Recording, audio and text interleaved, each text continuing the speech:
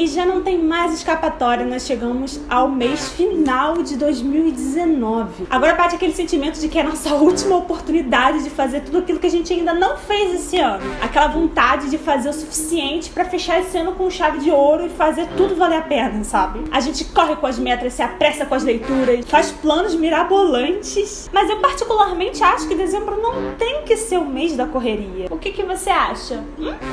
Você concorda?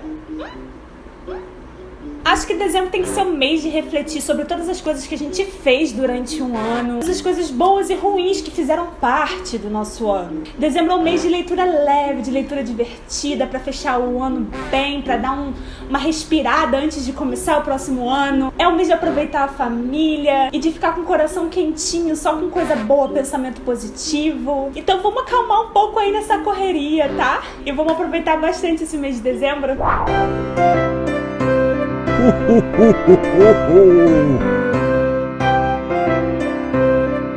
Hello, galerinha, eu sou a Ray. Sejam bem-vindos ao De Livro em Livro e ao especial Merry Christmas.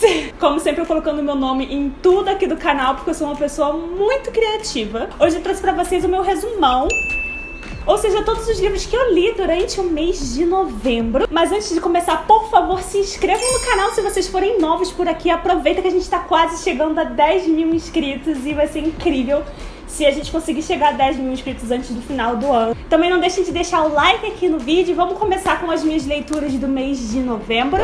Vamos começar falando de Buttery DLX, que é o grupo de leitura que eu organizo com a Dessa do canal Louca dos Livros e a Maria do Xícara Quente lá pelo Instagram. Nesse mês de novembro agora, com o apoio da editora Record, nós lemos Asiáticos Podres de Rico. Mas antes de eu falar um pouco das minhas impressões desse livro, eu só gostaria de comentar com vocês as próximas leituras lá do grupo, caso vocês queiram participar também. No mês de dezembro agora, a gente vai ler Quando Ela Desaparecer, do Vitor Bonini, com o apoio da editora Faro, da Faro Editorial. Muito obrigada, Faro, por estar apoiando o nosso mês de dezembro. É a segunda vez que a Faro apoia o nosso grupo de leitura ainda esse ano. Vocês são incríveis. Então quem gosta aí de um policial, de um thriller meio psicológico, nós também já temos o livro de janeiro e de fevereiro. Vai ser um calhamaço, o nosso calhamaço de férias DLX. Então a gente vai passar 2 meses lendo Os Miseráveis, do Victor Hugo. Então, se vocês têm esse livro aí em casa, se vocês estão rolando horrores pra ler por causa do tamanho dele, tá aí a sua oportunidade perfeita de pegar esse livro, de desencalhar ele da sua estante. Então já fale com a gente, segue lá no meu Instagram, vai estar passando aqui embaixo, me manda uma DM, que eu coloco vocês na listinha. O grupo dos Miseráveis já lotou o primeiro, a gente já tá no segundo, já tá quase lotando o segundo. Então corre pra deixar o seu nome pra vocês participarem. Voltando aqui pras nossas leituras com Asiáticos Podres de Rico. Aqui a gente segue o Nick e a Rachel. Eles estão namorando já faz tipo uns 2 anos, ou um pouco mais, sabe? E eles moram em Nova York, são professores universitários. Ela tá completamente apaixonada por ele, até que o Nick chama a Rachel pra acompanhar ele pra uma viagem pra Singapura, onde o melhor amigo dele vai se casar e ele é padrinho. Então ele resolve que tá na hora da Rachel conhecer a família dele e de ir lá pro casamento, conhecer todo mundo e tudo mais. Só que ele não contou pra ela um pequeno detalhe, assim, muito pequeno, quase assim, insignificante, que provavelmente foi por isso que ele não contou, nem tem tanta relevância assim, que é o fato dele ser podre de rico. Assim, mas se você tá pensando rico, muito rico, ainda tá errado. Eles são bilionários, zilionários de um nível. Então quando ela chega lá, ela se depara com essa realidade totalmente diferente da realidade dela. E ela fica completamente chocada com o nível de futilidade das pessoas e de todo o dinheiro que eles têm. Tá vendo? Que alegria! Carro, árvore de Natal. Eu pensei em pegar dinheiro e jogar, mas não tô certo. Fazer um efeito especial, jogar o dinheiro nas notas. Se você tiver umas notas de 100 reais, pode jogar que eu aceito. Só que o problema não é eles serem ricos, eles serem milionários. Até aí, tipo, tudo bem, tá tudo ótimo. Só que eles são extremamente preconceituosos, xenofóbicos e tudo de, tipo assim, de absurdo, de fútil e de horroroso que você pode imaginar, sabe? As pessoas, é um nível de controle da vida do outro e de buscar a riqueza do próximo. A família dele não acha que ela tá apta para o solteiro mais cobiçado da Ásia, que é o Nick. O livro tinha tudo pra ser incrível, sabe? Tinha tudo pra ter muita treta e pra gente se mijar de rir e pra achar absurdo essa mania de grandeza, de riqueza e valor que as pessoas dão pra algumas coisas materiais que não fazem mínima diferença na nossa vida, que é só status mesmo, sabe? Páginas e páginas e parágrafos do narrador descrevendo marcas e joias e quilates e heranças e... fica chato, sabe? Fica arrastado. Tá, eu já entendi, eles são muito ricos. Ou a pessoa era podre de rica, ou ela era totalmente sem sal, sabe? Então ficou no mais ou menos. Não foi um livro horroroso, tá? Foi uma leitura ok. Eu não iria reler. Eu acabei dando 2,5 estrelas pra ele e a maior parte do grupo deu mais ou menos isso. Outro livro que eu li durante o mês de novembro foi Os Prós e Contras de Nunca Esquecer. Esse livro aqui, eu solicitei ele pra Intrínseca. Na verdade, ele foi uma indicação da Dessa. Ela leu e ela achou que seria a minha cara e ela acertou. A gente segue principalmente aqui 2 personagens, a Joan e o Gavin. A Joan é uma criança, eu não lembro exatamente quantos anos ela tem, mas ela tem uma memória incrível, assim, todas as coisas que acontecem na vida dela, todos os momentos que acontecem, ficam gravados na cabeça dela e ela nunca esquece, tipo, ela não vai esquecer mesmo, ela vai lembrar da sua roupa, exatamente das palavras que você disse, de todos os movimentos do dia, do horário, tudo. Se ela prestou atenção nisso, ela não vai esquecer. E ela tem um medo muito grande de ser esquecida, porque é exatamente por isso, ela não acha justo. Por que ela lembra de todo mundo, ela lembra de tudo que tá acontecendo, ela lembra de todas as palavras, de todas as promessas, e as pessoas esquecem tudo quando é em relação a ela. Então ela tem esse grande problema, esse grande medo de ser esquecida. E por outro lado, a gente tá seguindo também o Gavin. O que acontece é que o marido do Gavin morreu do nada, muito de repente. Ele é um ator de Hollywood. E aí agora ele tá tendo que seguir a vida dele depois da morte do marido e superar tudo que aconteceu. E ao contrário da Joan, o que mais ele quer é esquecer. Ele quer esquecer de tudo, ele quer esquecer do marido, quer esquecer de todos os momentos, porque dói demais lembrar. O que acontece é que os dois acabam se encontrando, o Gavin é amigo dos pais da Joan, e eles acabam juntos participando de um concurso. Um concurso que a Joan se inscreveu, porque ela achou que uma ideia perfeita para nunca ser esquecida é a música, é através da música. Ela quer compor uma música que seja incrível e que faça todo mundo lembrar dela para sempre. Ela gosta muito de Beatles. E ela percebeu que até com pessoas com Alzheimer, por exemplo, a avó dela sofria de Alzheimer, né? A avó dela esquecia de muitas coisas, mas ela nunca esquecia das músicas favoritas dela. Ela estava sempre cantarolando uma música, cantarolando outra. Então ela resolveu ser lembrada através da música. E o Gavin ajuda ela nesse concurso e um vai ajudando o outro a superar os seus medos e as suas dificuldades. Peguei aqui já para ler Prós e Contras de Nunca Esquecer. E eu acabei de ler aqui a primeira parte já. Tô agora indo pra segunda parte do livro e eu tô gostando bastante da leitura até agora. Gostei muito dos elementos do livro, principalmente o fato da menina não esquecer realmente das coisas e ela ter muitas memórias, sabe? Eu adoro isso em histórias.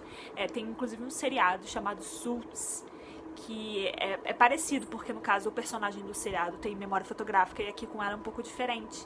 Não é que ela simplesmente não esqueça de nada que ela lê e de que ela viu uma vez, sabe? São memórias mesmo, de coisas que aconteceram, ela não esquece. Então eu achei super interessante, gostei bastante desse elemento.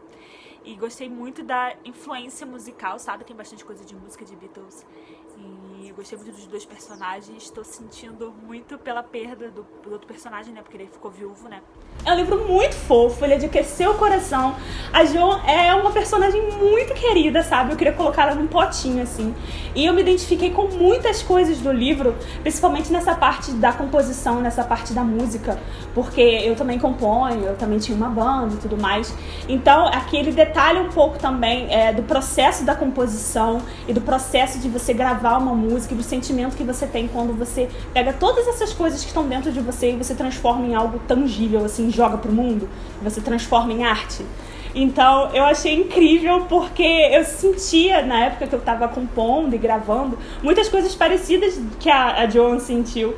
Então foi um livro assim bem familiar, assim, bem próximo de mim. Acabei agora de ler a segunda parte dos Prós e Contras e, cara, eu amei essa segunda parte porque ele dividido em pequenas partezinhas, porque essa segunda parte foi mais uma composição de uma música e mostra todo o processo. E não tem nada mais incrível do que a sensação de realmente você gravar uma música sua em estúdio.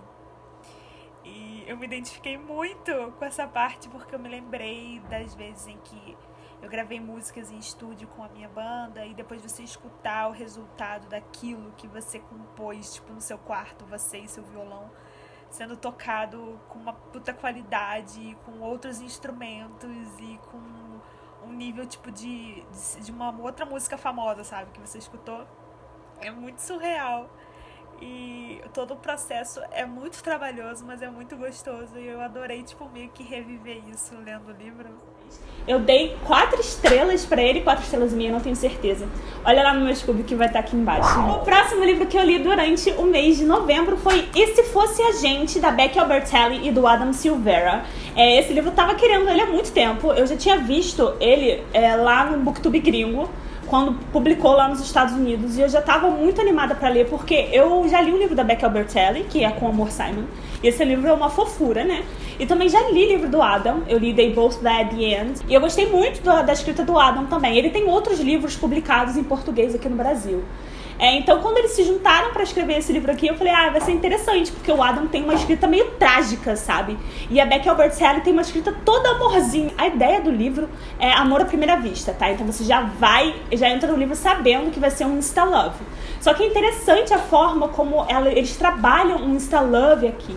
Eles acabam se conhecendo na agência de correio, quando o Arthur tá em Nova York. Ele foi fazer um estágio em Nova York durante o verão junto com a mãe dele. E ele tá longe dos amigos, tá longe do resto das pessoas que ele conhece. E ele tá gostando de Nova York, mas ele pensou que fosse ser muito mais incrível do que ele realmente tá achando que é. Ao mesmo tempo, a gente tem o Ben, que ele acabou um relacionamento agora. E ele tá totalmente arrasado, porque, no caso, o namorado dele traiu ele. Então, eles eram amigos há muito tempo. Então, foi um término muito difícil.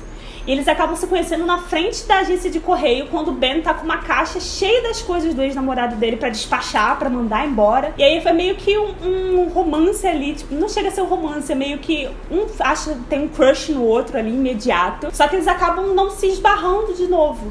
E aí eles ficam um tentando meio que achar o outro, sabe? E é muito bonitinho o livro, eu achei uma fofura. É uma leitura muito rápida. Algumas coisas que acontecem nesse livro são, assim, totalmente absurdas de acontecer na vida real, sabe? Você sabe que é praticamente impossível isso acontecer.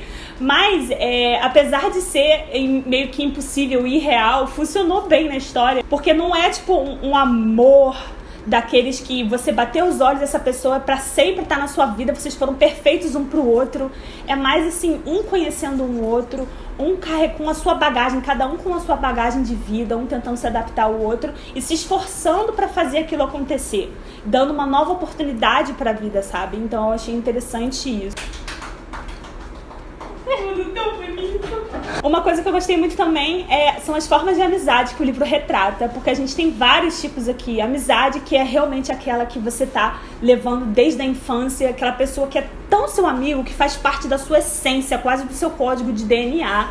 Tem amizade que é aquela que acaba virando romance, tem amizade que o romance destruiu. Então você tem vários tipos de amizade sendo retratadas aqui com muita delicadeza, e eu gostei bastante disso também. Mas um livro que eu li durante o mês de novembro foi Vow of Thieves, da Mary E. Pearson. Esse aqui é o segundo livro dessa duologia da Dinastias dos Ladrões, que ele faz parte, na verdade, do mesmo universo de The Kiss of Deception, das Crônicas de Amor e Ódio. O primeiro volume é Dance of Thieves, que tem vídeo aqui no canal que vai estar passando aqui em cima pra vocês. Então eu não vou me aprofundar nesse livro aqui, porque primeiro que eu fiz um vlog de leitura, então eu passei algumas impressões já do que eu tava sentindo da leitura no vlog. Vou deixar passando aqui em cima pra vocês também. E segundo, porque ele é uma continuação, né, o segundo livro, e ele faz parte de um outro universo ainda maior, então qualquer coisa que eu fale aqui pode ser spoiler. Mas se a gente for comparar com o primeiro livro, Dance of Thieves, eu gostei muito mais desse. A escrita é muito mais fluida. A narrativa da Mary Pearson, ela é extremamente poética. Ela é descritiva aqui da maneira certa, exata. Não chega a você ficar tipo assim, ai, quantos detalhes, eu não aguento mais essa narrativa,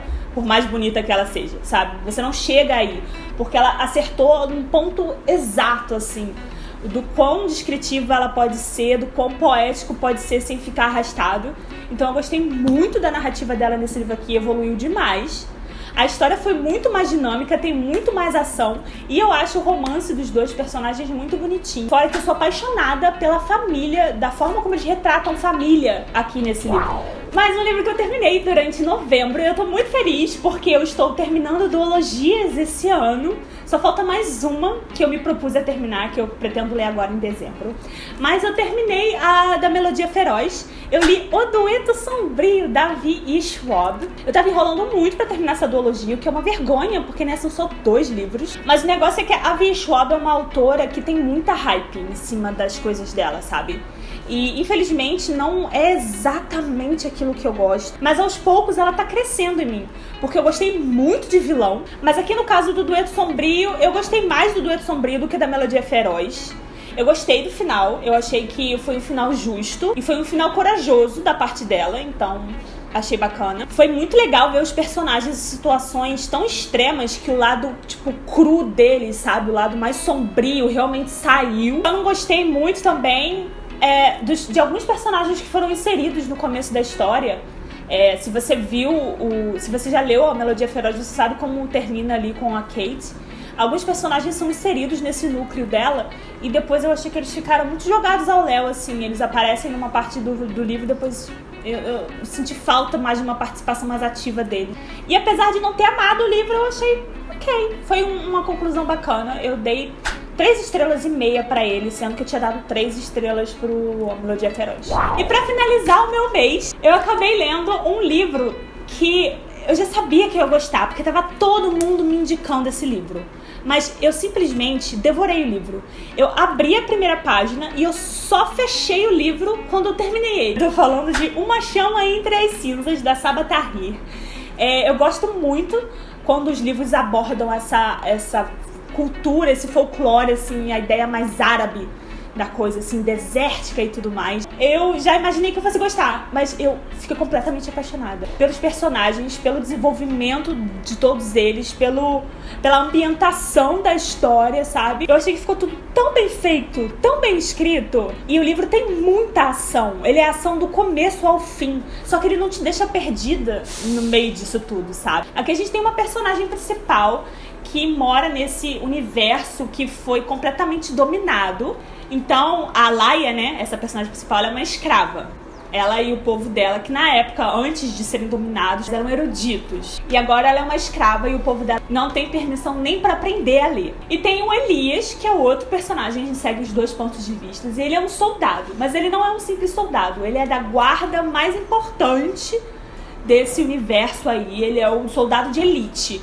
E todos eles usam como se fossem uma máscara, então ninguém sabe como é o rosto deles por baixo. Mas o que acontece é que ninguém sabe que o Elias está pensando em deserdar. Ele não aguenta mais as injustiças e a tirania desse novo governo. Então ele simplesmente quer ir embora, quer abandonar tudo. Mas nesse meio tempo, o irmão da Laia, ele é preso por traição. E aí ela acaba sendo forçada a tomar uma atitude e a procurar um grupo de rebeldes que tá aí tentando derrubar esse governo já faz muito tempo. E aí ela acaba meio que aceitando o papel de ser espiã dentro dessa academia aí, desses grandes guerreiros de elite. Ela fez um acordo com esses rebeldes para que eles resgatem o irmão dela. Eu achei que ele tem a pitada perfeita de ação, fantasia, romance. Ele é um livro muito bem equilibrado, sabe? E de verdade eu indico demais, se você gosta de uma fantasia, se você gosta de uma fantasia bem escrita, assim, bem desenvolvida e bem eletrizante, com muita coisa, muita ação acontecendo, eu acho que você vai adorar. Bom, gente, então é basicamente isso. Essas foram as minhas leituras de novembro. Compartilhem aqui embaixo comigo quais foram os livros que vocês leram também. Fiquem ligados no canal que vai sair bastante vídeo bacana nesse especial de Merry Christmas. Eu vejo vocês bem em breve. Beijos e até a próxima.